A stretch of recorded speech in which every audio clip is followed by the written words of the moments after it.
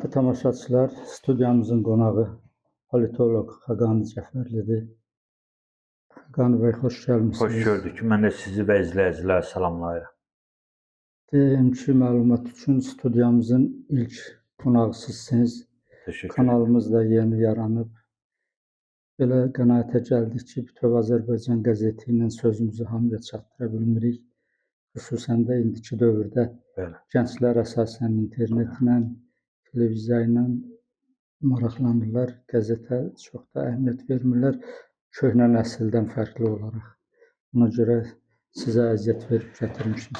Xoşdur və dəvət üçün təşəkkür edirəm və sizin fikirləri bölüşürəm ki, hər zaman öz tələbi var.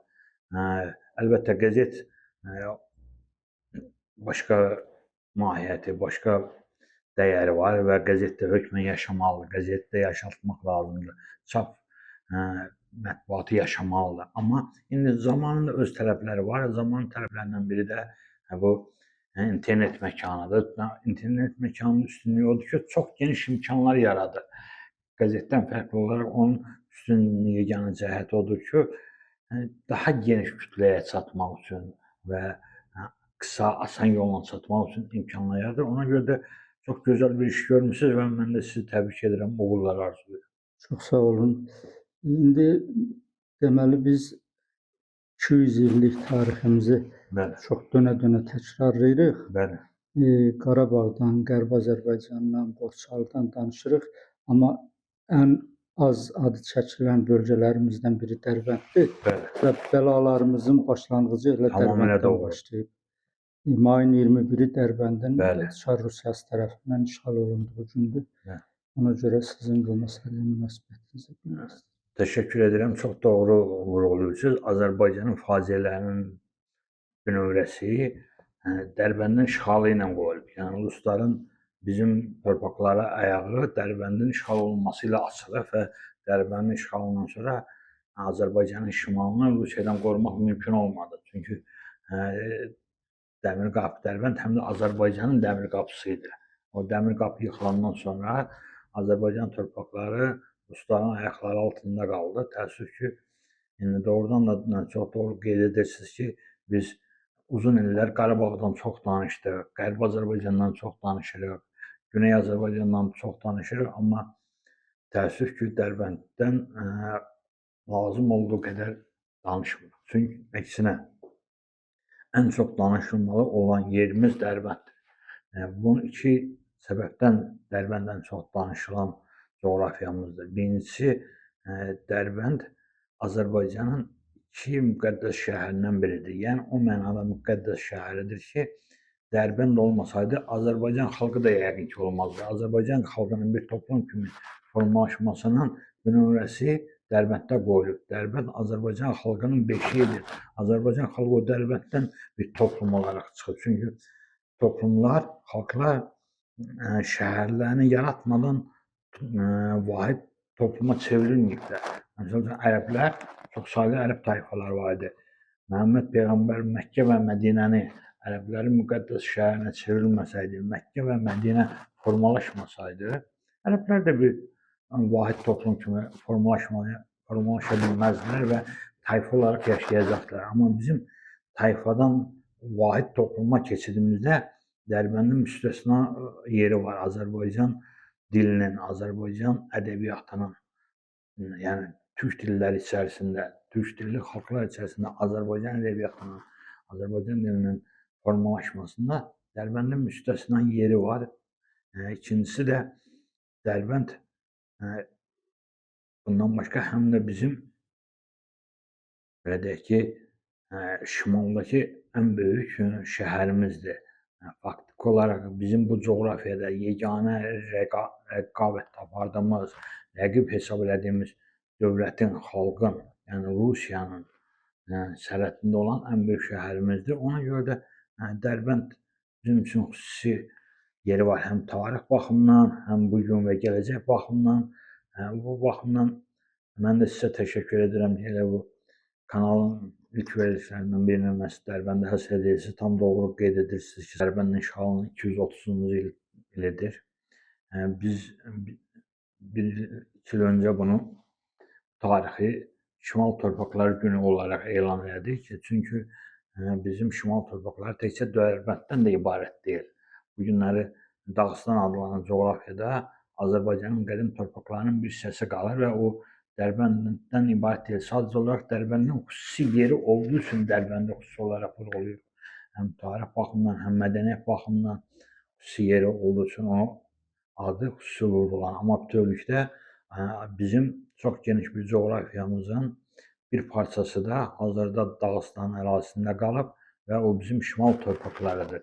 Və 21 may Dərbəndin işğalı günü həm də artıq Şimal Torpaqları Günü olaraq qeyd etməyi, xatırlamağı vacib bildik ki, Azərbaycan xalqı unutmasın ki, onun torpaqlarının önəmli bir hissəsi bugün onun ərazilərindən kənarda Rusiyanın işğalı altındadır. Və mən o qənaətdəyim ki, sabah qeyd edəcəyimiz bu Şimal Torpaqları Günü çox güman ki, sonuncu olmasa da sonuncudan əvvəl bir daha uzun müddət ayrılıq olmayacaq. İndi biraz tamaşaçılarımız üçün Bəli. Dərbənd barədə məlumat verək. Tarixindən, o adət-ənənəsindən, gələnəklərindən, işğal olduğu dövrdən Çar Rusiyasının da tərkibində olub, sonra Sovet Rusiyasının, indi yenə Rusiyanın özünün necə deyirlər, işğal altındadır. Nələr baş verib, nələr dəyişilib, nə kimi gəlişmələr olub bu illər ərzində? Dərbəndin yaranışından bu günə kimi çox saylı əfsanələr var da. Dərbəndlə bağlı həm farsların bir iddiaları var, həm dağlıq xalqların bir çoxunun iddiaları var. Amma bütövlükdə bütün tarixçilər bunu bir Azərbaycan şəhəri olaraq, xüsusilə ərəb tarixçiləri, orta əsrlərdə bu coğrafiyaya gələn ərəb tarixçiləri bunun bir Azərbaycan şəhəri olduğunu qeyd edirdilər və Dərbənd həm də Dədə Qorqudun yurdu, Dədə Qorqudun şəhəri olaraq keçir və çox maraqlıdır ki, bizim Dədə Qorqud dastanında yeganə adı keçən şəhərimizdir. Dərbənddən başqa heç bir şəhərimizin adı Dədə Qorqud dastanında keçmir. Onun özünün həm o coğrafiya ilə bağlı, həm o coğrafiyanın, yəni Dərbənd coğrafiyasının Azərbaycan tarixindəki yerini, bütün onların hamısını etibar elədiyi üçün qənaətimizə o Dədə Qorqud dastanında onun xüsusi olaraq adı keçir. Oğuzların yurdu olaraq qeyd edilir, bildiyiniz kimi Dədə Qorqud dastanında, yəni Azərbaycan xalqının formalaşdıran Oğuz tayfalarının yurdu olaraq qeyd edilir. Oradan bəri gəlir və bütün tarix boyunca Azərbaycanın tarixində mühüm rolu var.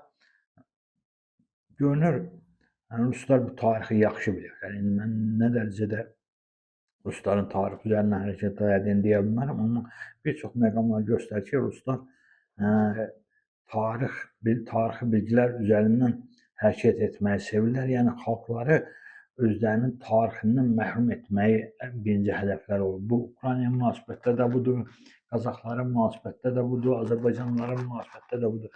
Bütün bu bölgədə özlərinin rəqibləri hesab etdikləri, düşmən gördükləri xalqların tarixini silməyə çalışırlar. Ona görə də Dərbəndin heç vəzlə Azərbaycanın tərkibində olmasına yol vermirlər.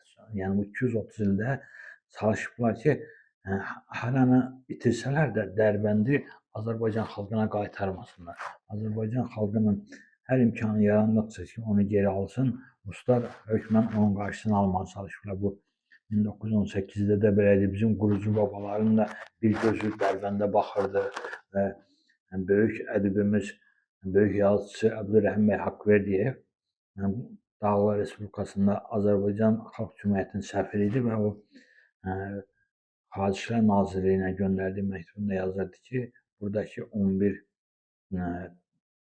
eldən, tayfadan 7-si Azərbaycana birləşmək istəyir və onun 4-ü açıq şəkildə bunu istəyir.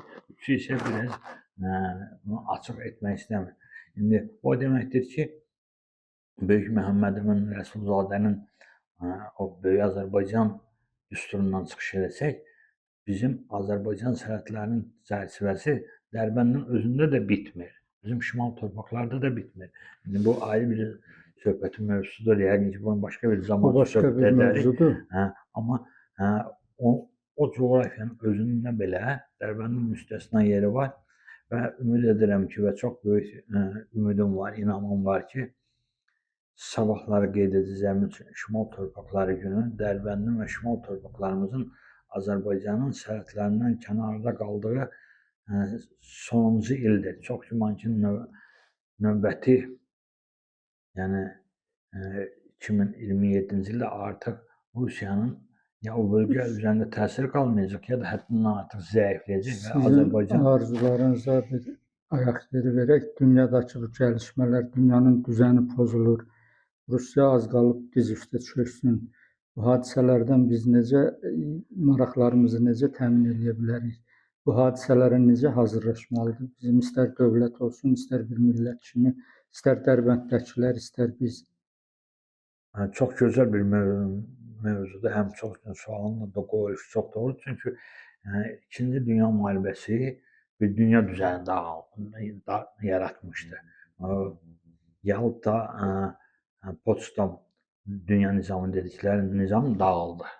Artıq bunu hər kəs qəbul edir ki, həmin dünya düzəni dağılır. Azərbaycan prezidenti İlham Əliyev də dəfələrlə vurğulayıb ki, artıq keçmiş dünya nizamı yoxdur. O dağılıb. Və o keçmiş dünya nizamı Azərbaycanın cənublu, şimallı birləşməsinə mane olan faktorlardan biridir. Yəni, İkinci Dünya müharibəsindən sonra formalaşan dünya nizamı Azərbaycan xalqının maraqlarını nəzərə almayan, Azərbaycan xalqının maraqlarını tapdalayan bir düzən idi. İndi o düzənin dağılması bizə bu günə kimi itirdiklərimizi geri almaq imkanları yaradır. Bu o demək deyil ki, hökmən biz belə deyək ki, hərəkət etməsək, danışmasaq, çalışmasaq, hökmən baş verəcək. Elə deyil. Bu işlər fikrə və əmələ bağlıdır. Öz-özünə olmur heç nə. Tamamilə doğrudur. Fikrə və əmələ bağlıdır. Fikir və əməl olmalıdır. Biz sizinlə birlikdə bunun fikrini yaradırıq, fikrini ifadə edirik və şübhəsiz ki, əməl başqa şəxslərə aiddir. Onlar da əməllərini görür. İndi bəzən insanlar hər şeyi vaxtında qiymətləndirə bilmir, amma mən çox düşünürəm ki, İkinci Qarabağ müharibəsi ərəfəsində, İkinci Qarabağ müharibəsinin başlanmasına çox qısa bir vaxt qalıb, təxminən 2 ay vaxt qaldı bir vaxtda. Yəni Azərbaycanın hər manatının, hər qəpiyinin belə deyək, dəyərli olduğu bir vaxtda müharibə ərəfəsində Prezident İlham Əliyev Dərbənddəki Azərbaycan teatrının binasının təmirinə 5 milyon manat pul ayırıb. Bu mən hesab edirəm ki, bu təsadüfi deyil. Prezident İlham Əliyev həm Dərbəndin əhəmiyyətini gözəl bilir, həm teatrın nə demək olduğunu gözəl bilir və Dərbənddəki Səhnədə nələr olur, gözəl bilir. Tamamilə doğrudur. Dərbənddəki Azərbaycanlılar üçün o teatrın əhəmiyyətinin olduğunu gözəl bildiyi üçün onun yaşaması üçün onun təmirinə 5 milyon manat ayırıb. Halbuki o 5 milyon manat müharibə ərəfəsində olan Azərbaycan üçün çox böyük pul idi. Müharibədən sonra belə deyək ki, o torpaqlarımız azad olunandan sonra o qədər də o pulun əhəmiyyəti yox idi. Amma müharibədən qabaq çünki müharibənin nə qədər çəkəcəyini, nə qədər xərc tələb edəcəyini heç kəs bilmirdi. Çünki müharibə elə bir şeydir ki, onun başlayanda sonunun nereye gedəcəyini heç kəs bilə bilməz. Heç bir sərkərdə, heç bir dövlət başçısı müharibə başlayanda onun sonunun necə olacağını 100% əminliklə müəyyən edə bilməz. Etsəydi, Putin bu müharibəni başlamazdı. Putin bilsəydi ki, Rusiyanın belə bir bataqlığa salacağı, özü də o bataqlığın içərisinə düşəcək, dünyasında o müharibəyə başlamazdı. Yəni, müharibənin o hansı istiqamətə gedəcəyini heç kəs bilmir. Yəni, onu heç şübhəsiz ki, Azərbaycan prezidenti də bilə bilməzdi. Amma bütün onlara baxmayaraq Dərbəndin nə demək olduğunu Azərbaycan üçün və oradakı teatrın Dərbənddə və şimal torpaqlarımızda yaşayan soydaşlarımız nə demək olduğunu çox gözəl bildiyi üçün onun təminə 5 milyon manat pul ayırıb və o zamanları 5 milyon, indiki 5 milyon deyildi. Elə teatrdan söhbət salmışkən orada indi mədəni irsimizin durum vəziyyəti nə yerdə? İndi orada bir belə deyək ki, 2-ci Qarabağ müharibəsi təkcə Azərbaycan Respublikasında deyil, bütün Azərbaycan coğrafiyasında bir intifaha səbəb olur. Yəni bunu hər kəs öz həyatında görmədiyi üçün bəzən şübhə ilə qarşılayır. Amma mən bunu dəfələrlə ifadə etmişəm. 2-ci Qarabağ müharibəsi Azərbaycan toplumunu yeniləyərək yeni mərhələyə keçirdi. Bu respublika 2-ci Qarabağ müharibəsindən əvvəlki respublika deyil. Bu xalq da 2-ci Qarabağ müharibəsindən əvvəlki xalq deyil. Əks halda Güney Azərbaycanın dəstəyi ilə Məsud Pezeshkian İranın prezidenti ola bilməzdi. Azərbaycan əyalətlərində 75 və 90% arasında səs alıb. Ən az səs aldığı yer 75%-dir. Elə yerlər var ki, 90% səs alıb. Elə şəhərlər var ki, 98% səs alıb. Yalnız onun milli kimliyi üzərindən ona səs veriblər. O da oyanışı 2-ci Qarabağ müharibəsi yaradıb. Bunu Dərbənddə də yaradıb. Dərbənddə də artıq, məsəl üçün 8 noyabr günü onu çox geniş qeyd elədilər Dərbənddə. Azərbaycan bayraqları ilə gənclər meydanda yürüyüş keçirirdilər. Azərbaycan mahnıları səsləndirirdilər. Bu ilk dəfə idi. Mən onun əvvəllər heç zaman müşahidə eləməmişəm. Bu bir hər zamana milli oyanış da deyirlər, intibah da deyirlər. Mənim üçün o milli intibahdır. Bir milli intibah başlayıb. İndi bugün biz onun içərisində olduğumuz üçün onu çox aydın görmürük. Amma gələcək nəsillər heç şübhəsiz ki, bunu bu cürə qiymətləndirəcəklər. Bunu tarix üzərindən, yazılanlar üzərindən, məsələn, bu Bütöv Azərbaycan qəzeti üzərindən, bu yayımlar üzərindən bunu izləyəcəklər, dəyərləndirəcəklər və qeyd edəcəklər ki, Azərbaycan bir intibah dövrü yaşayıb. İndi sadəcə olaraq bütün intibahların qələbə ilə başa çatması, uğurla başa çatması üçün çox çalışmaq lazımdır. Hamı çalışmalıdır. Siz necə burada fədakarlıq edirsiniz, başqaları da öz sahəsində fədakarlıq eləməlidir. Hər kəs, dövlət məmurundan tutmuş, sabi vətəndaşına kimi, hər kəs bu prosesdə iştirak eləməlidir. Məsələn, bizim izləyicilər bunu bəyənib paylaşmaqla öz töhfələrini verməlidirlər, öz xidmətlərini göstərməlidirlər. Yəni hərənin üzərindən iş düşür.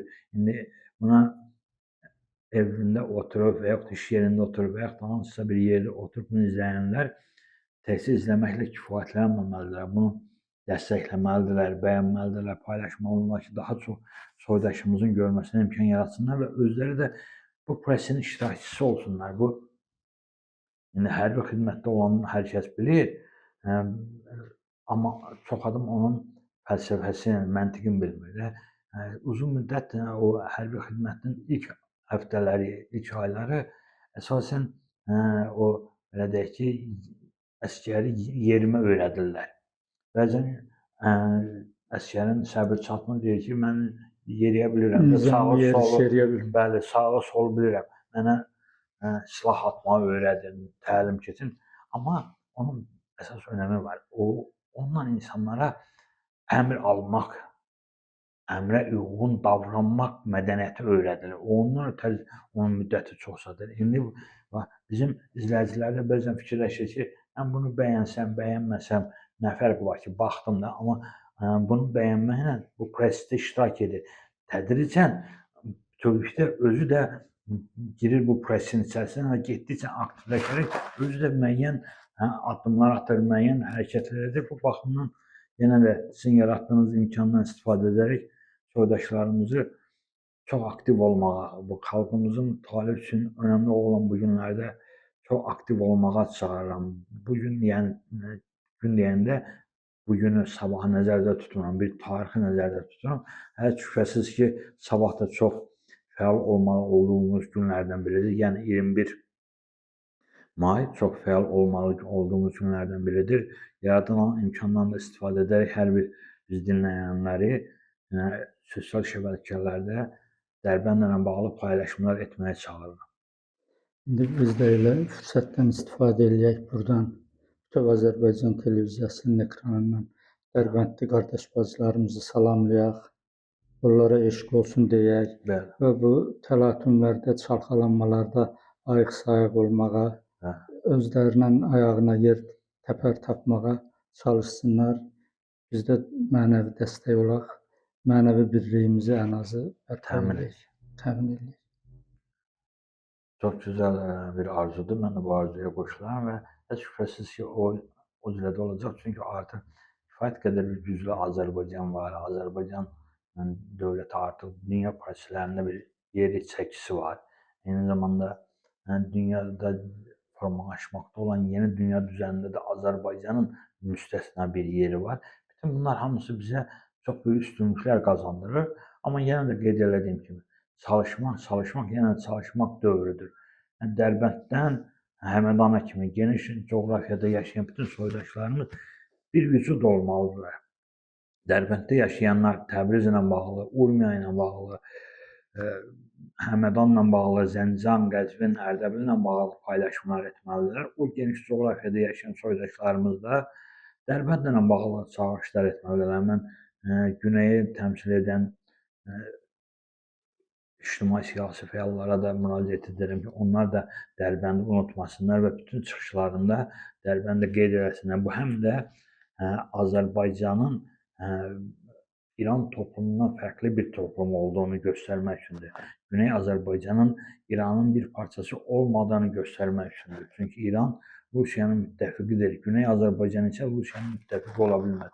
Güneylilərin əsas işlərindən biri olmalıdır ki, Güneyin İranın müttəfiqi olan, Rusiyanın müttəfiqi olmadığını bütün dünyaya nümayiş etdirməlidirlər. Biz də öz töhfəmizi verməliyik və burada Dərbəndin müstəsna yeri var. Dərbənd o mənada Güneyin, belə deyək ki, dünyadakı mövqelərini müəyyən edəcək əsas amillərdən, məqamlardan biridir.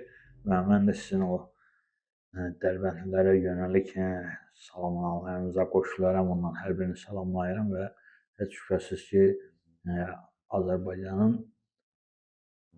bölən, onun bir-birindən ayıran o sərhədlərin ortadan qalxacağı günə çox az qalıb.